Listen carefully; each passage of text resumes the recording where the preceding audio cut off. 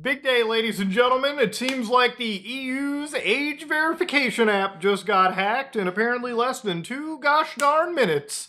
Now, ladies and gentlemen, I could laugh all day, every day, but state surveillance is one of those things that I think is not a laughing matter. We're reaching a world where these governments constantly say, listen, gotta protect those kids. Maybe you should get rid of that end-to-end encryption crap that people keep talking about, just so we can scan your messages. While the same government leaders, military guys, elite people, the people that run our world, effectively get to use this technology, and the rest of us plebeians, we're just sort of sitting here with our dicks in our hands with like completely insecure communications. When it comes to the internet, look, there's a lot of places on the internet I would not let my kid near, okay? But you see, I can do that. I can be a parent and I can tell my kid, listen, that's a no-no place on the internet. I can go into their phone, I can put in parental controls, I can go to my router and put in parental blocks. I can do a lot of things to make that friction way, way harder than what the government can do. I can also just be a parent and talk to my kid. So the reality of this situation is, obviously, I think the parent should be the one that is responsible for what happens on the internet, and we shouldn't be destroying the safety, security, and privacy of the internet that it provides, the last bastion of freedom, because this is the world we live in. Look, times be changing very rapidly. By the time GTA 6 drops in 2027, I'm gonna tell you right now, the internet's gonna be a very, very different fucking place. So, ladies and gentlemen, what happened? So this is the EU Digital Identity Wallet. This is a open source release. This is a demo at the moment. And it's demo because they say that it's a demo up over here. It's a demo version that you can test right now. It's the age verification solution for every single European out there. And based on this, remember, it's also not ready for production deployment. It's not ready to be out there in the wild. Now, it's a bit confusing reading this because, ultimately speaking, some of the EU politicians have kind of said that as of 15th April 2026, that age verification solution is technically ready. And we're about to look at a hack that took place that apparently can be done in 2 minutes. So the age verification solution has the highest standards of privacy available. And of course, it's fully open source, meaning that, everybody can look through it. And I think, look, for any state surveillance solution, as much as I disagree with it, what the EU is providing here is kind of probably the best of a really bad situation. Look, to me, when I look at shit like this, it's like, what do you want to get rather, stabbed or shot? I mean, obviously both of these options suck. One is maybe marginally better than the other, but I would love to live in a world where I'm not getting stabbed or fucking shot. So let's get through the actual clickbait and see what happened over here, okay? So I've seen a lot of people say this is a huge hack. Now, this comes from a guy called Paul Moore, who's from the UK. He's a security consultant, and he showcased how this hack actually happened. So on your actual smartphone device, you can see that he's got the age verification app, and he's got Total Commander.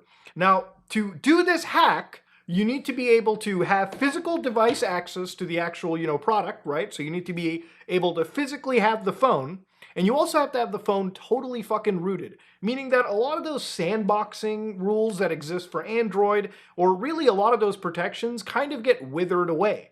Having a rooted phone is not something I consider to be a sin, but if you do a lot of banking or actual sensitive stuff, some applications don't let you operate them if your phone is actually fucking rooted, meaning that you're going beyond the permission levels that were set by the company that sold you the product.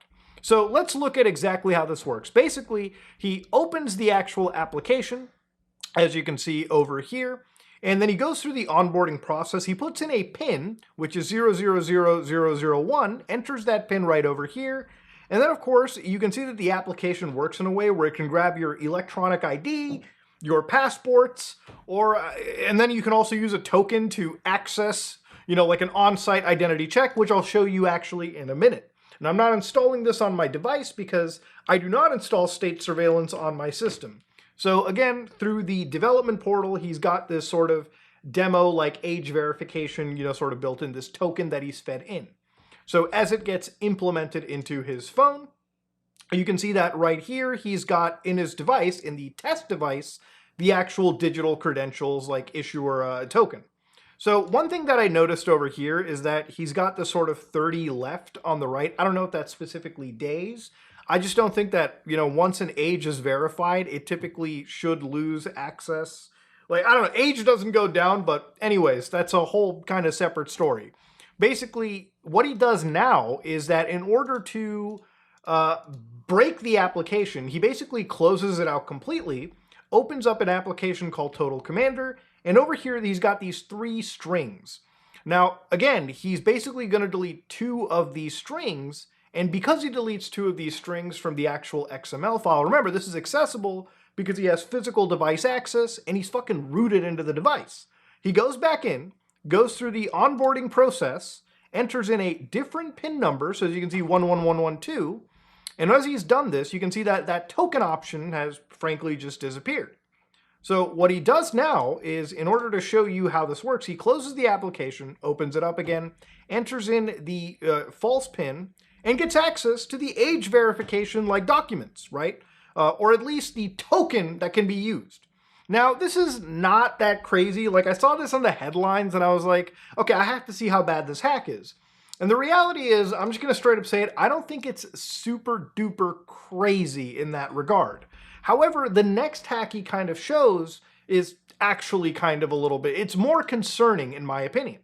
So he says that bypassing using their own infrastructure, he ports the Android app to a Chrome extension, stripping out the pesky step of handing over biometric data, which they can leak, and pass verification instantly. So step 1, install the extension, register an identity once, continue using the web as normal. So again, the problem with some of these things is that, when you have this browser extension that detects these verification QR codes in these service flows and returns these forged attestations, it shows that breaking the application, or at least the logic of it, is actually quite trivial in this situation.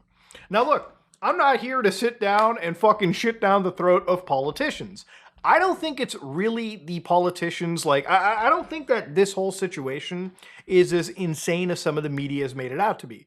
But obviously there have been people who, like Pavel Durov, the guy behind Telegram, for instance, who said that, listen, maybe this is some sort of conspiracy in a sense that you present this privacy-respecting option, but an incredibly hackable application. The application gets hacked, which is where we currently are talking about it, and then they remove the privacy to fix the actual application. And then the surveillance tool is sold as privacy-respecting. So again, look, the end of the day, the actual person behind Telegram says that the app verification was hackable by design, since it instantly just trusted the device. So look, obviously there's no perfect rule to this. There's no perfect solution to any of this. But I on my channel like to at least pride myself a little bit on giving you the 100% actual facts as they are. No clickbait, no none of that nonsense. Yes, this application technically has been hacked. And its hack is interesting to look at. But I don't want you to think that just because it's hacked that these people are able to get your passports or your electronic IDs just right off of it. Because the reality is, if somebody's going to get access to your cell phone device and then root it, they probably have access to your wallet, which contains your driver's license, or they probably can beat the living shit out of you and get access to your passport. Look, to get physical device access is definitely one thing. If this was maybe like, hey, we're capturing people's tokens out of the sky, as these, like if somebody was like, using their application to submit a request, and maybe on that request somebody had grabbed your information, that would be a really nuclear bad deal. But the thing about it is obviously this is an open source demo, and that's what open source demos are supposed to do. They're supposed to have people pick these things apart, see where the problems are, so that eventually they will actually be patched, which as of yesterday, this was in fact fucking patched. So yeah, something bad happened, and that bad thing got really patched up really fucking quickly. But the reality of it is, just because it's open source doesn't mean that I think people should fucking contribute to the state surveillance application. I still think, ultimately, at the end of the day, the direction we're going with the internet is a bad direction. Especially if the internet is going to require us to go through all of these steps to access information as we once freely did. Look, I told you guys this before, right? And I've said this for years. I've talked about this since the creepypasta days, the deep web days, the virus investigating, yada, yada, yada. every time we look at shit like this, we're reaching a world of George Orwellian's 1980, like we're reaching a George Orwell 1984 world where, again, just to basically access free information on the internet, we're going to have to be fucking monitored. We're entering that contract where we're being monitored. I don't think this is all out of the coincidence. I really do genuinely believe that there is some real money and power at play, and we've seen it literally weeks ago where companies like Facebook were kind of fingered at by internet investigators as a primary company that was, funding a lot of these age verification bills. A few days ago, we looked at age verification federally being talked about in the United States when it came to operating systems. I don't think that it's unreasonable to somewhat believe that there is a almost global conspiracy happening right now where some of the largest countries, some of the largest regions in the world are just magically coming together to deal with this protecting minors online bullshit. Because if it was protecting minors online, we would just ask our parents, or we would put actual legal blame on those parents instead. I still think that's a logical option to have, I don't leave a loaded firearm sitting around my house and then blame the fucking gun company because my child decided to grab and set it off. No, I would actually blame myself for improperly storing the gun and also putting my own child in danger. Just in the same way that I don't buy my kid a smartphone, give them unfettered access, and then bitch and complain to my fucking representative and say, how the hell could I prevent little Timmy from looking at online internet stuff? This is such an insane story. And every time I look at it, every time it develops, it baffles my mind how far we've gotten in humanity, and we're still letting this kind of shit happen. So ultimately, look, at the end of the day, the EU option sounds like it is palatably the best, right? Leave all of the attestation to your device, scan your passport, driver's license into your device, have it only stored here, and then generally speaking, you go to a website on the internet, you look at a QR code, you scan it as if you were doing like an authenticator on your phone, and then your phone will basically send a yes or no signal, and the website should unlock. And that sounds like a reasonably good way to go forward. When I see hacks like this, ultimately, at the end of the day, I think the plan here is, listen, we're going to implement an application, people are going to break this application, and then the governments will realize, listen, we have to make them technically more stricter. It's like age verification already. As soon as it was introduced in Australia, in the United Kingdom, what did people fucking do? They immediately started using VPNs to bypass it. And then what is the talk now? Hey, maybe we should start putting blocks on these VPNs or at least put age restrictions there. So it just becomes an ever-escalating war of making this shit way more awful than it actually is, and needs to be. Look, the reality is, kids are going to be kids, and the internet is going to be the internet. So ultimately, the only change here that should happen is more of a talk about how you're going to end up parenting your kid in the day and age of the internet. I grew up with the internet, okay? Like I am of the age where the internet was introduced as I was a little fucking, kid.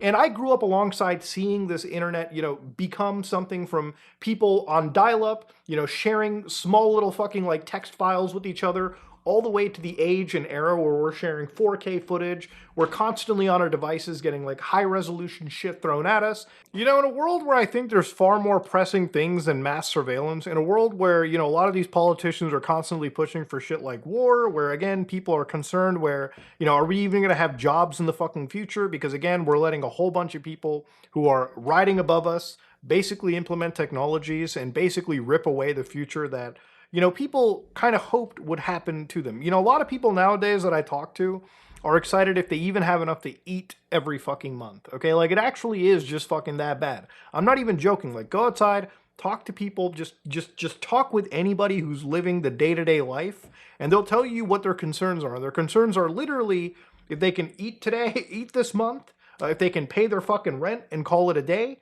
And, ultimately, these politicians are more concerned with, again, making sure that we're constantly cattled up, making sure that, our shit is constantly monitored, we're constantly being surveilled, rather than make our lives better in any meaningful capacity.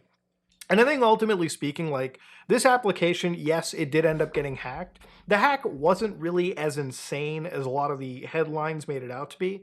But the thing is, I think it's a precursor to something much larger. I think that, applications like this invoke a huge, huge attack surface of being breached, where eventually down the road, it might not be uncommon that at some point in the EU, and remember, if this is happening in a place like the EU, it easily can happen just as fast in the United States. You might think that you're safe and free and patriot bound, but remember, the US is federally talking about OS level age verification. All this stuff is converging. And at the end of the day, look, we have to be able to resist and just fucking stop this nonsense, okay? Because ultimately, at the end of the day, you have to ask yourself the question, is it really about the children, or is it just about monitoring what the fuck we're doing on a day-to-day fucking basis? And I think ultimately that's where a lot of these laws kind of want us to go to. It's just about monitoring where you're going to, what you're accessing, and what you're able to look on the internet. As long as Big Brother fucking approves of you looking on the internet, right? That's where we're kind of headed. Well, ladies and gentlemen, yeah, it's been a wild day indeed.